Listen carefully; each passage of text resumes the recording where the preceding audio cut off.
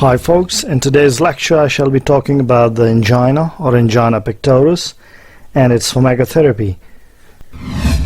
Now this plaque or the atherosclerotic plaque is basically composed of fat, cholesterol and different salts such as calcium and some clotting factors such as fibrin. Importantly, the patients sometimes describe this pain as if someone is sitting on their chest. This is the same situation when you play cricket or football and your muscle in leg or arm starts to fatigue. Because overuse of your leg or arm muscle will cause pain. The difference is that one can stop running or bowling, but the heart cannot stop. It cannot stop beating, or this specialized muscle is not designed to rest or take pauses.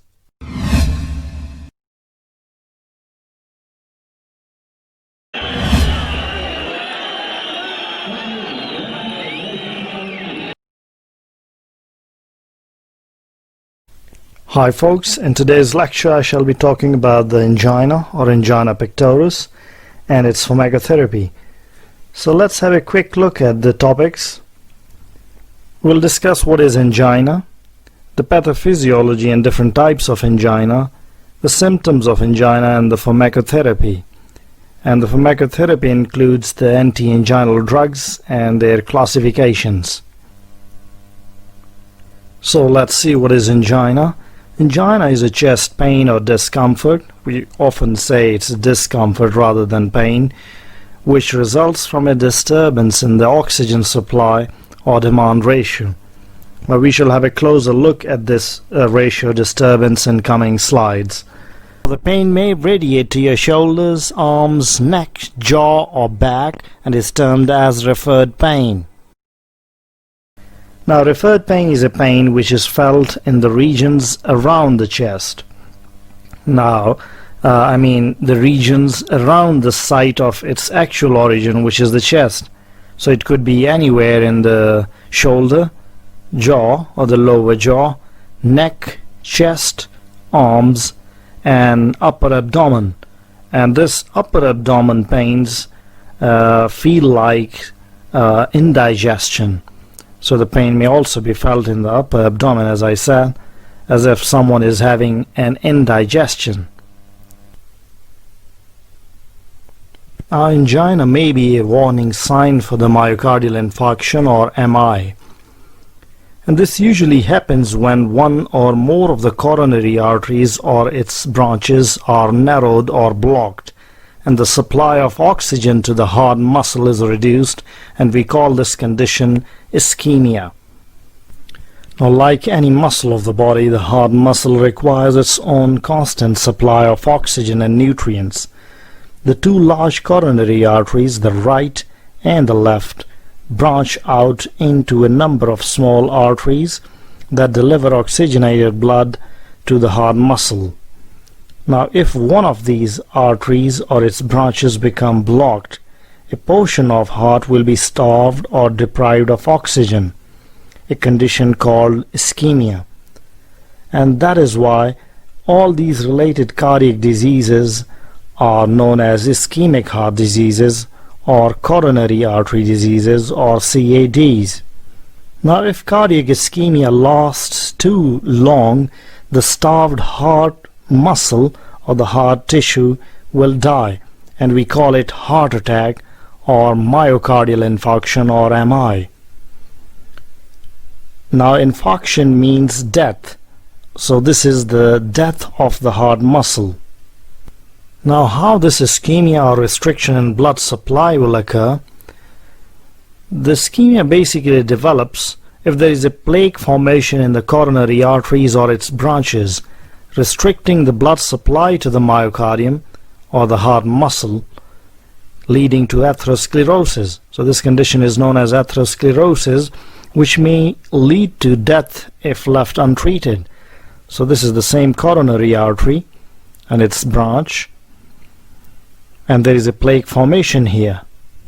Like you see here, there is some blockade, and which is offering resistance or hindrance to the flowing blood.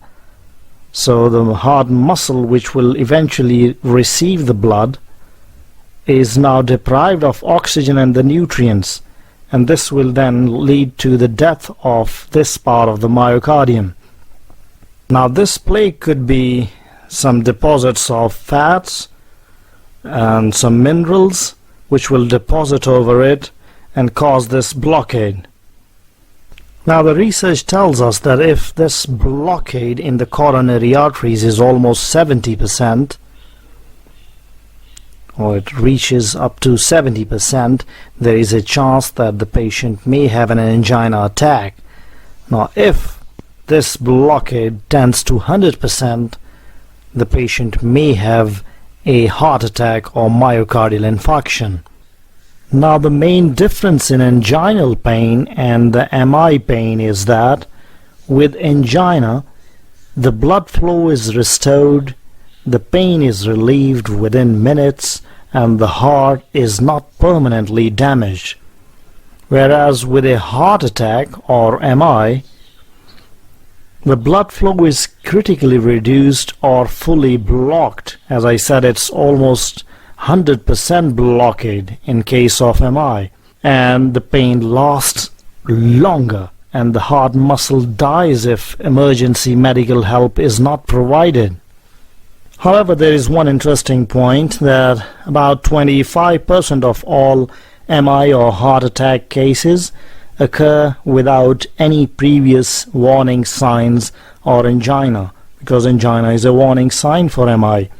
And we call this phenomena as silent ischemia. So the condition may be detected, however, by electrocardiogram or ECG testing. People with diabetes often have silent ischemia, so beware about that. Now what about the recovery after an MI attack? Now recovery from an MI or heart attack is always a tricky and a delicate process, because any heart attack will weaken the heart muscle to some degree, but generally a normal life can be resumed after survival, depending upon the severity of heart attack a person may experience. Now let's see what are some post-MI complications which occur after an MI attack. So they include heart failure, where the heart does not pump enough blood to meet the body's demand. So this heart muscle will not sufficiently pump the blood into the rest of the body. Arrhythmias or abnormal heart rhythms may occur after an MI attack.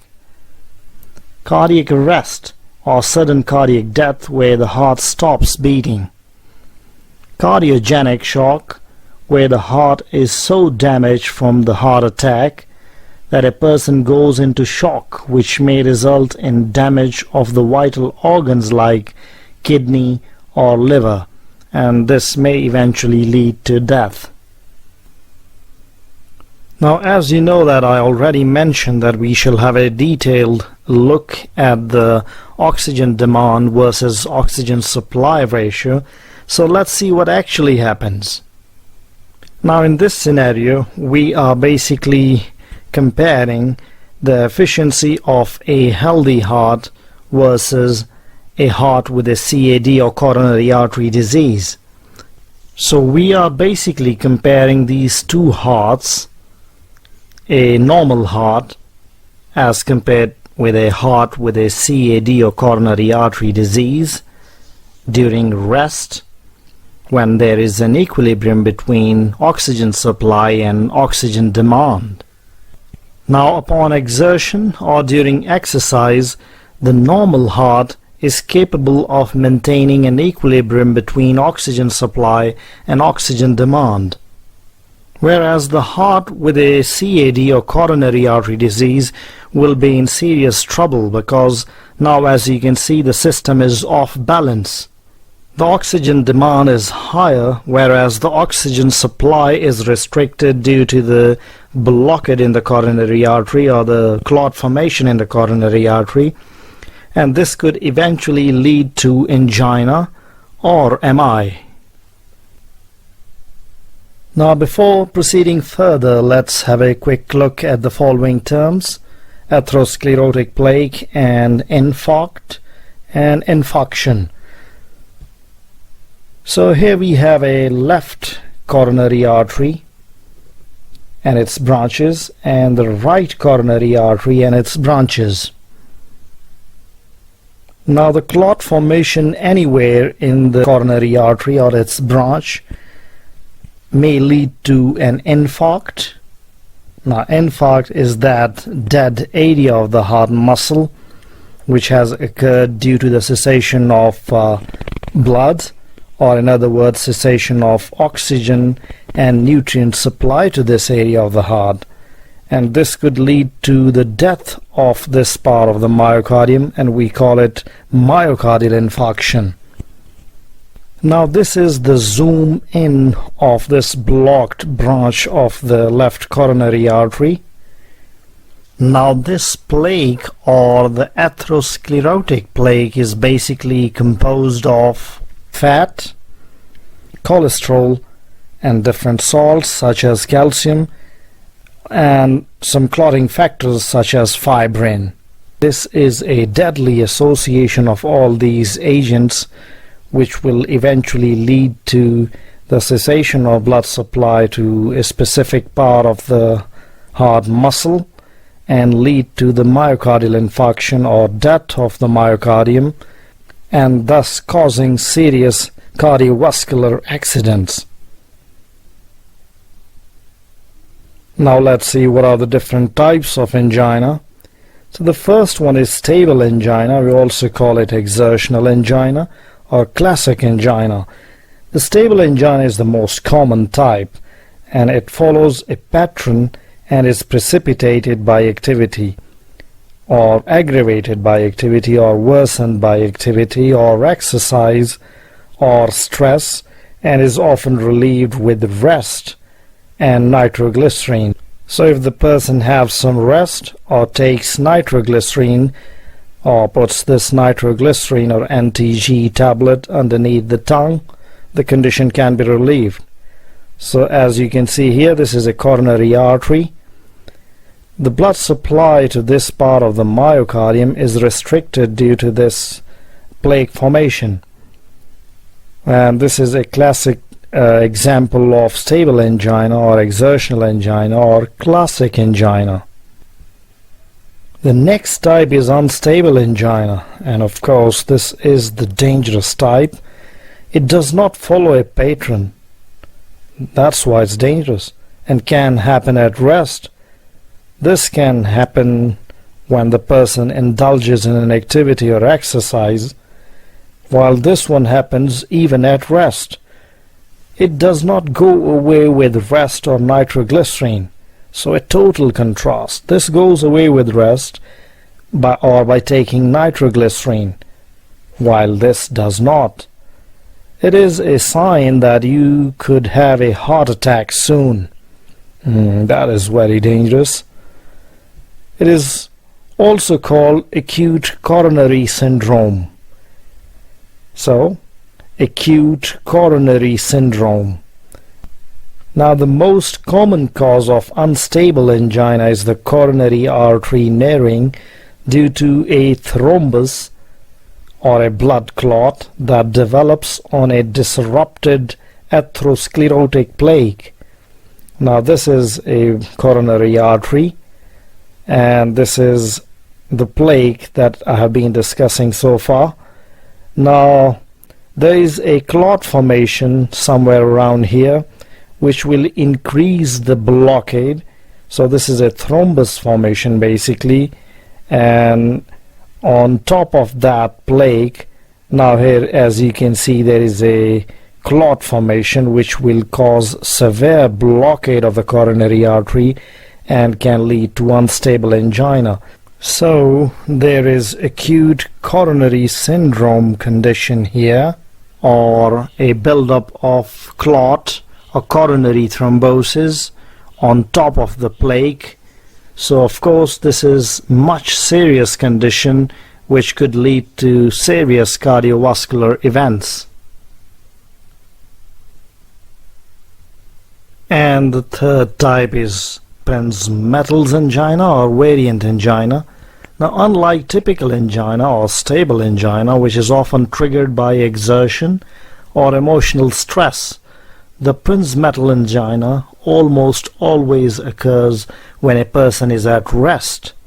So that's dangerous, and that usually happens between midnight and early morning, and these attacks can be very painful.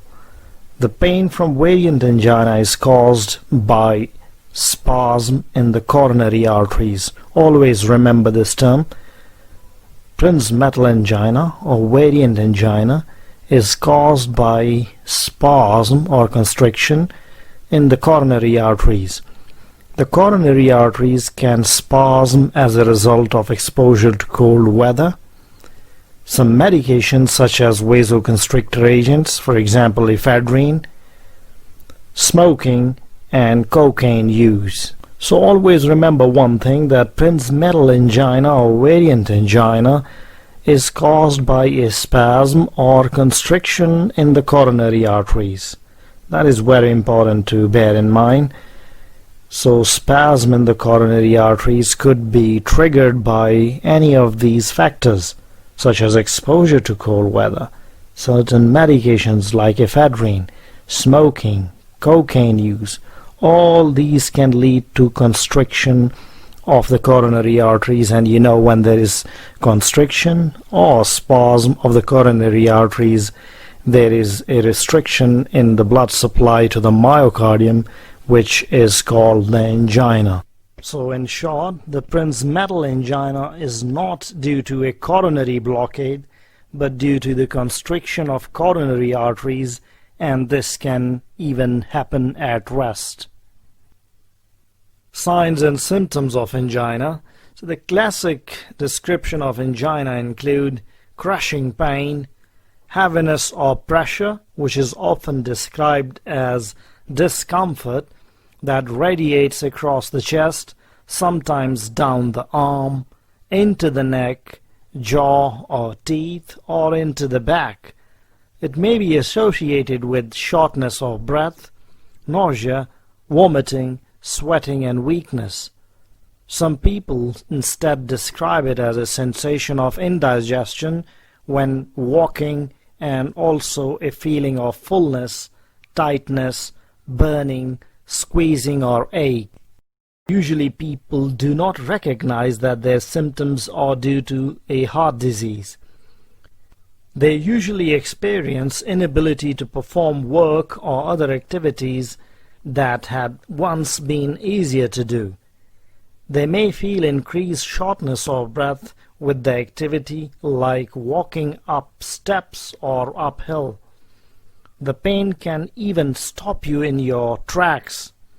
However, it is more worrisome when the pain comes at night or during sleep or during resting hours.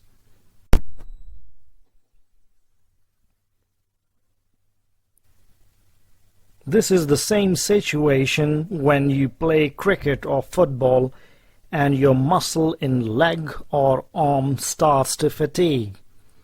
Because overuse of your leg or arm muscle will cause pain.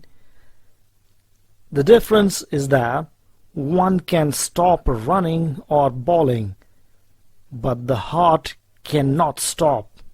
It cannot stop beating. Or this specialized muscle is not designed to rest or take pauses.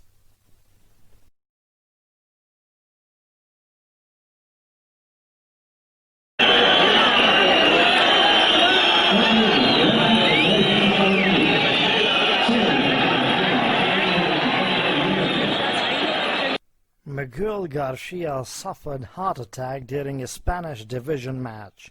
The 31-year-old collapsed on the pitch after 61 minutes of play. The emergency services arrived onto the scene, and fortunately he was brought back to consciousness. He survived and a tragedy was averted.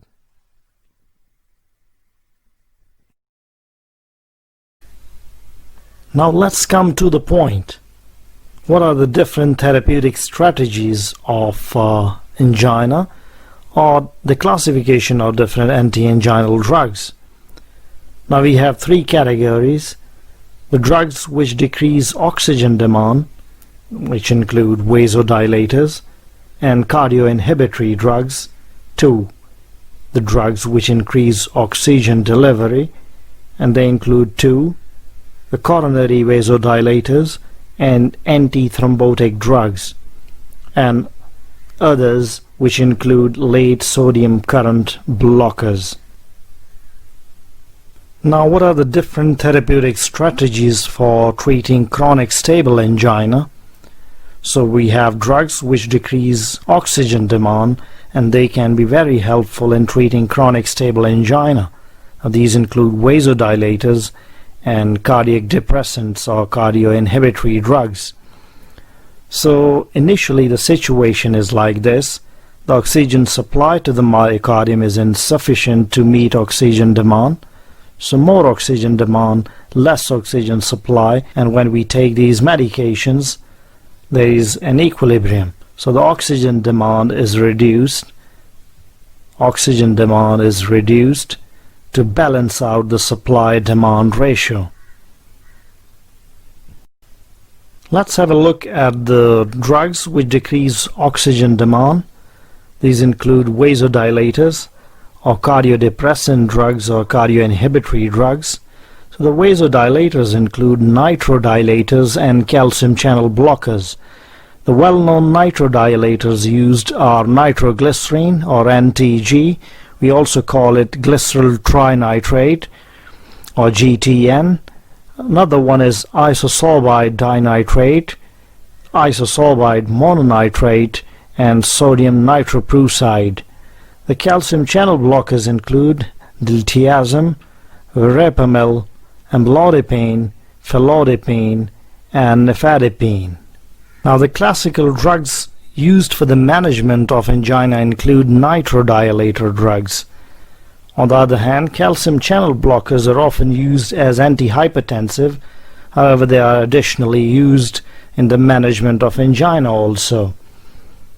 Now, nearly all of the drugs are used in the management of angina, including diltiazem, verapamil, amlodipine, and felodipine. Most importantly, the longer-acting versions of calcium channel blockers, including diltiazem, verapamil, amlodipine, and felodipine, are basically the drugs which are used in the management of angina. Nifedipine, especially its short-acting forms, should generally be avoided in people with angina, since the pronounced blood vessel dilation produced by this drug can lead to reflex sympathetic activation or the release of adrenaline, which will eventually cause cardiac stimulation and thus producing tachycardia or the rapid heart rate, and consequently an increase in cardiac oxygen requirements. So short-acting nifedipine can usually worsen the cardiac ischemia. Now let's see what are the different cardioinhibitory drugs used to reduce the oxygen demand of the myocardium. Now these cardioinhibitory or the cardiodepressant drugs include calcium channel blockers. Yes, they are also present here. They have an additional effect. And the non-selective beta-1, beta-2 blockers, the selective beta-1 blockers. Now non-selective beta-1, beta-2 blockers include labetalol, nadolol, penbutalol, pindolol, propranolol, and timolol. So that lovely olol or lol group. And selective beta-1 blockers include acebutolol, atenolol, betaxolol, bisoprolol, and metoprolol. Whereas calcium channel blockers include diltiazem, verapamil, amlodipine, and felodipine. Now in general, While calcium channel blockers are useful for relieving angina, they may be considered inferior to beta blockers. Now, the calcium channel blockers should be tried in patients who cannot tolerate the beta blockers. And the calcium channel blockers should be added to the beta blockers in patients who have insufficient relief of symptoms with the beta blocker drugs.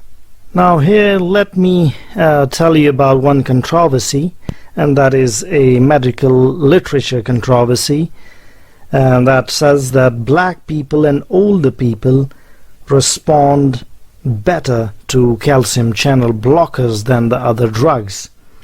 So there are so many speculations about that, but there is no known reason for that available so far.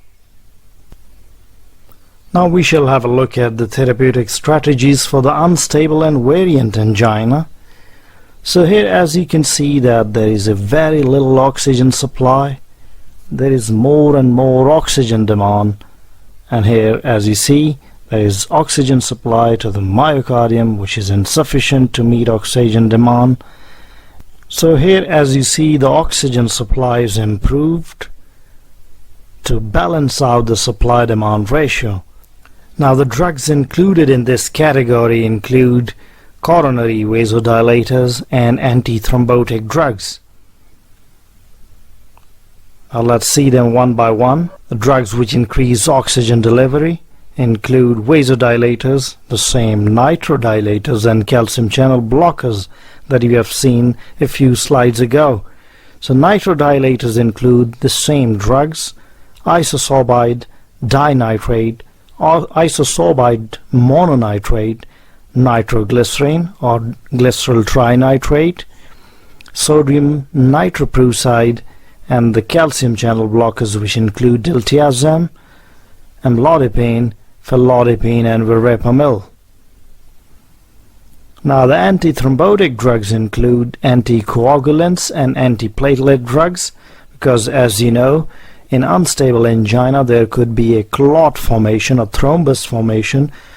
Now in dealing the clots or thrombi, we use anticoagulants and antiplatelet drugs. Now the anticoagulants include heparin and warfarin. Yes, the well-known drugs, the classical agents.